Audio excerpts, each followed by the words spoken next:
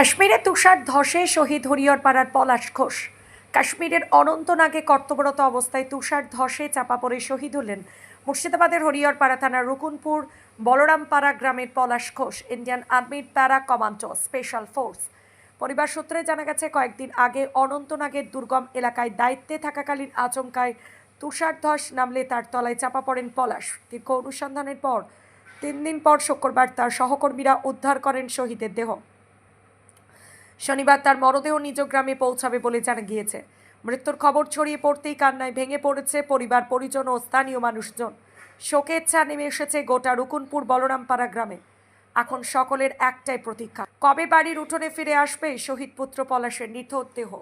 হরিহরপাড়া থেকে রাকিবুল ইসলামের report, HP news Bangla. আমরা আমাদের প্রিয় ভাই পলাশ ঘোষ, যিনি 5 নম্বর প্যারা কমান্ডোতে চাকরি করতেন, বর্তমানে তার পোস্টিং ছিল কাশ্মীরের অনন্তনাগে। গত 6 তারিখে একটা স্পেশাল অপারেশনে গিয়ে সে বীরের মৃত্যুবরণ করেছেন। তার মৃত্যু সংবাদ আজকে সন্ধ্যাবেলায় অফিসিয়ালি তার পরিবারকে জানানো হয়েছে। আমরা গ্রামের লোক সকলেই এখানে সমবেত হয়েছি। আমরা গ্রামবাসী হিসেবে গর্বিত যে আমরা এইরকম একজন বীর শহীদকে আমরা ভারত মায়ের চরণে তার প্রাণ নিবেদিত হতে দেখলাম। আমরা অধীর অপেক্ষায় আছি, তার ডেড বডি এখনও বাড়িতে এসে পৌঁছায়নি। গ্রামবাসীরা অধীর আগ্রহে অপেক্ষায় আছে কখন আমাদের সেই প্রিয়জনের ডেড বডি বাড়িতে পৌঁছাবে। আমরা তাকে বীরের শ্রদ্ধা জানানোর জন্য আমরা অপেক্ষায় আছি।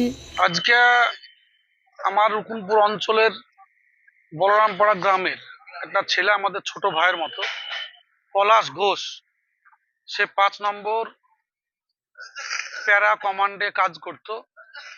কাশ্মীরের অনন্তনাগ এলাকায় সে ডিউটি অবস্থায় তুষারের ধসে সে মৃত্যুবরণ করেছে আজ থেকে 3 দিন আগে। ঘটনাটা খুব দুঃখজনক। আজ সন্ধ্যায় অফিসিয়ালি ভাবে তার পরিবারের কাছে খবর পৌঁছিয়েছে। সে আমাদের ভারতবর্ষের একটা গর্বের সন্তান ছিল, কারণ আমাদের জন্য, সারা ভারতবর্ষের মানুষের জন্য, মানুষকে আগলে রাখার জন্য, সে আমাদেরকে নিরাপত্তা দেওয়ার জন্য সে কাজ করত। আজকে যেমন একদিকে দুঃখজনক ঘটনা, আর একদিকে আমাদের গর্বের যে ভারত মায়ের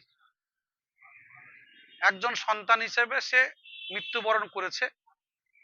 আমরা অফিসিয়ালি ভাবে খবর পাওয়ার পর, বা আমরা খোঁজ খবর পাওয়ার পর, জানতে পারার পর সঙ্গে সঙ্গে আমরা তার পরিবারের কাছে গিয়েছিলাম, বাড়িতে গিয়েছিলাম, ফ্যামিলির সাথে কথা বললাম, পরিবারকে সমবেদনা জানালাম, সান্ত্বনা দিলাম। আগামীকাল তার মৃতদেহ আমাদের এলাকায় এসে, তার বাড়িতে এসে পৌঁছবে।